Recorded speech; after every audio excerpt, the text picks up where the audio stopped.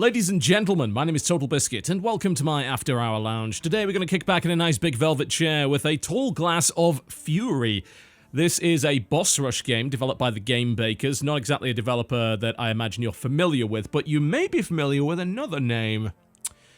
Takashi... Okay, I'm going to try this again. I'm sorry, Japan. Takashi Okazaki. I hope I got that right. The name may not be familiar, but his work will be. He was the, and still is, the manga artist behind Afro Samurai. He is responsible for the design of the bosses and the visuals in this game, and as a result, they are somewhat striking, as you're going to see. Now, I'm not going to do live gameplay for this, because this entire game is about fighting really difficult bosses with multiple phases, lots and lots of phases.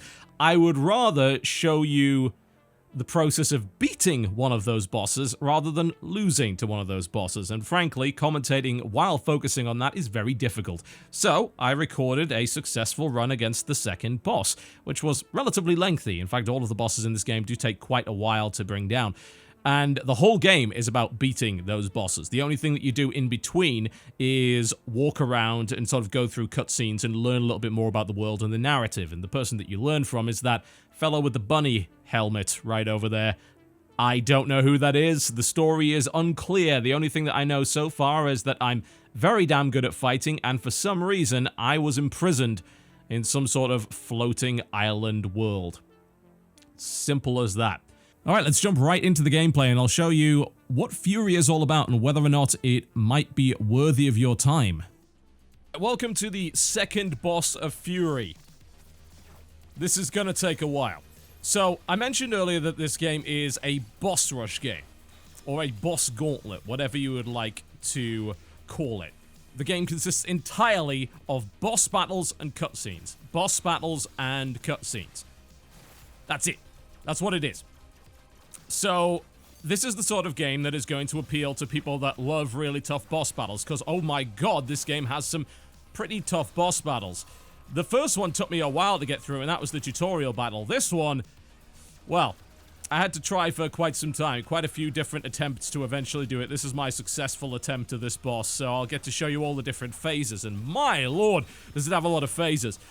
I'm used to seeing bosses go through maybe 2 or 3 phases. The second boss has 6, and you can see the number of phases that she's got based on those red pips in the top right of the screen. Not only that, but of course she does, she has a double health bar for every single one of those phases. So you're going to be working on this for quite some time. Your health bar is to the top left, and you have 3 lives. If you lose during a phase, you will get back up again with full health. However, so will the boss, although she will remain in whatever current phase she's in. So, let's explain mechanics, as it seems sort of a little bit like a spectacle fighter, maybe like God of War or Metal Gear Rising or something like that. It's not really like that. It may certainly use some of the principles that those games do, but it's not really completely similar. And there we go, having taken down 1 phase of the boss, she is going to change her attack patterns up. So, this is a little bit of a mixture of a melee-focused combat game and a bullet hell. So, you're going to be dodging an awful lot of projectiles. You can actually deflect those projectiles back if your timing is good, since you have a parry option. There are also things like beams that you just have to dodge through because they can't be deflected or blocked. Well, there you go, you see me knocking back one of the bullets right there. In this phase, what I'm trying to do is close in so that I can deliver a combo. Now, you don't have too many moves in this game. You have a pistol, you have a charged shot, which can be fired from across the arena, and you have a basic 4-hit melee combo that can also be charged.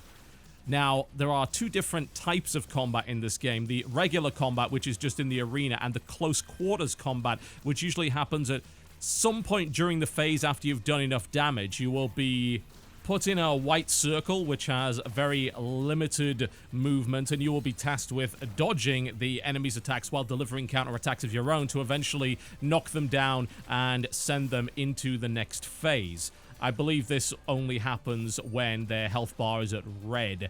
As it stands, it's currently in blue. That means that we're in the regular full arena phase, which means I can actually move anywhere around the arena, and the camera will zoom out to that distance. So if I want to actually fight at range, I can. The weapon, at least the gun, is a little bit more effective at just sort of plinking away and doing damage. There are times when the boss will be immune to melee attacks. They kind of block it with a force field. In the case of this boss, they very much dodge a lot of the attacks coming your way. And there we go. We're now into the sort of second part of the second phase, and this is the close quarters phase where things will get nice and close up. I can only move a certain distance away from the boss. The boss is going to rapidly attack me or use area of effect attacks that I have to dodge out of the way of. And usually those are well indicated. You know, there's plenty of visual indicators and prompts and player feedback on the screen to give you ample time to dodge. It's just there are a lot of different attacks, and they change on a phase-by-phase basis, so you have to learn quite a bit. So there we go, 2 phases down. She's a little bit upset. And, well, now she has a melee weapon, so everything has changed now, and she has the ability to do melee attacks, and you'll have to try and counter those. If you block perfectly, you're able to stun the opponent, which gives you an opportunity to punish and execute a combo. You can also charge up your melee attack, which will deliver a stun if successfully hit, and there is a mechanic called Boost, which is during the close quarters phase, which replaces your gun, which allows you to charge up your weapon. It has you vulnerable for a short period of time, but if you manage to do that, then you can deliver a very high damage hit, assuming that you're able to do so without getting hit by the enemy in the process, which will cancel your boost. That's basically how the combat works. You know, there are no complex movesets like something like God of War or anything along those lines. It's focused purely on the boss rush. It's focused purely on the boss fight. You have a basic set of tools. You have to use them to the best of your ability, and you have to learn a lot of different sets of moves and boss behaviors, since they change on a phase-by-phase basis. If we look at a game like Dark Souls, a lot of those bosses have about 2 to 3 phases most of the time, but in this case, since the game is nothing but bosses, they decided to go for lots of different phases, lots of different moves that the boss can do, lots of different attack patterns. You know, and to me, that's a very interesting role reversal, because in a lot of games, you as the hero are the one that has all of the different attack options, the different weapons, the different combos that you learn. In this case, it's actually the bosses that do, and you are stuck with a limited tool set that you have to figure out how to master. And it's a very, very tricky game. Very tricky indeed. Bosses are something of an endurance fight more so than anything. I mean, this is the second boss, and it takes about 10 minutes or so to beat the boss.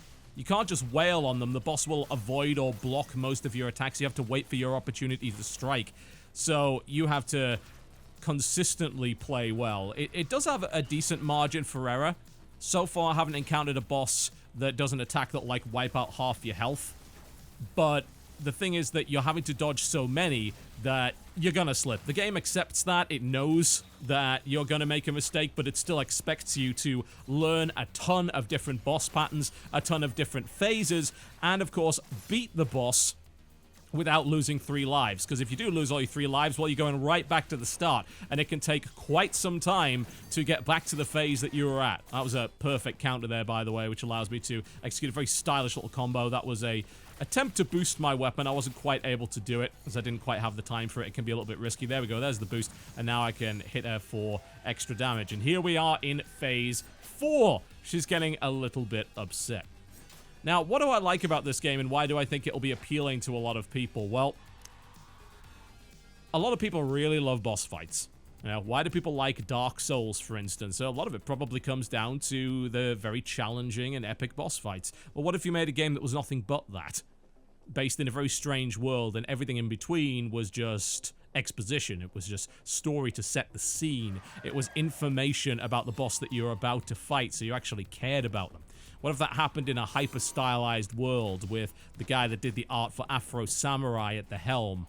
What if every single boss was extremely unique in its appearance and had a bunch of different attacks themed to that? This boss that I'm currently fighting right now is some sort of imprisoned, mutated woman who has gone insane. Now, she's, as far as I know anyway, trapped inside this helmet that limits her powers. She's been locked away for God knows how long within this secret prison. She's gone mad, and the narrative prior to the fight is talking about them building the prison to contain her screams. It's grim, you know, it's some grim, disturbing stuff, and her boss design is incredibly unique. I haven't seen an awful lot of enemies like that. It actually reminds me in many ways of Persona or stuff within the Shin Megami Tensei universe where bosses and creatures have very odd designs, incorporating things like, you know, a giant, powerful flashlight into the design of the boss's their head or whatever, something ridiculous like that. Every boss I've encountered so far has had a very striking visual design. Of course, the main character does too. Everything in this game is very striking. You've got this wonderful neon design that's mixed in with a very sort of mysterious, mythical world. There's aspects of technology in it, and yet there's also aspects of Asian mythology. The first boss, for instance, wears several different kinds of mempo, samurai facial armor with various expressions on it, on different sides of his head. It's a very interesting design indeed. And I think a lot of the enjoyment that's going to be found here is obviously in the challenge, but also in the discovery of what crazy new boss fight you're going to encounter next. And it really cuts out the fluff and distills the game down to nothing but bosses, a pure focus on the crazy creations that you're going to be fighting. Some people are going to get a lot out of that. I think perhaps more so than any time in the games industry's history, there is a good chunk of gamers that are open to a challenge. There's probably various reasons for that. The success of games like Dark Souls, I think, is more of a symptom than a reason for it. I think we see the rise of speedrunning, the rise of esports, watching the absolute very best of the best on a daily basis, and people aspire to do that sort of thing. I also think the rise of YouTube gaming has got a lot to do with that. Watching people complete difficult challenges or games on YouTube has gained a large audience, and a lot of gamers want to take part in doing that sort of thing. So we see a rise of games that are very challenging, that are very difficult, designed to provide a firm but fair experience where people can get their adrenaline kicks, where people can truly learn to master systems. Furi seems to be focused on that. That's what it is attempting to accomplish, and it's not trying to do anything more than that. That's why it doesn't have sets of complex combos. That's why it doesn't have trash mobs and levels to explore. That's why it really is nothing but arenas and pure boss fights.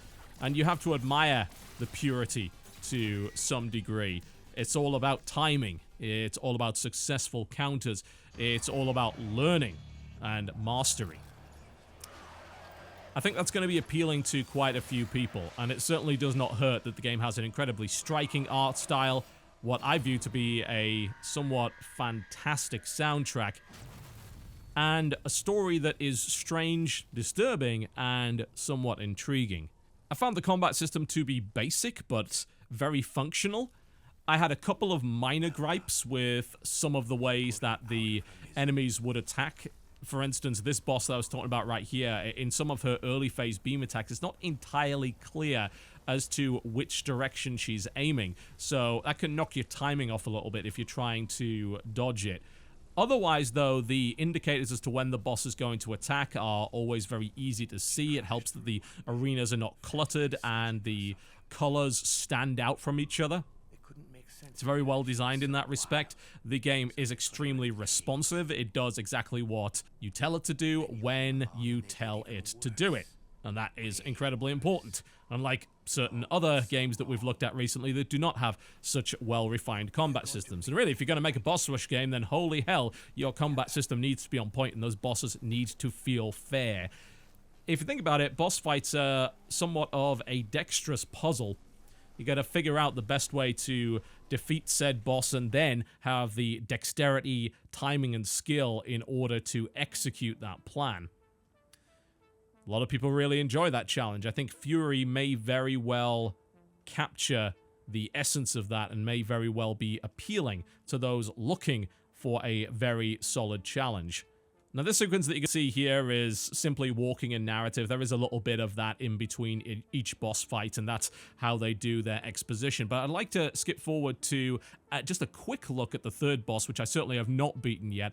Mostly because I'd like to not only show you the boss variety, but I'd also like you to hear the soundtrack, which is certainly standout in this title. I can't kill you. But I can remove you from my here and now, capture you and bring you back, until the next cycle.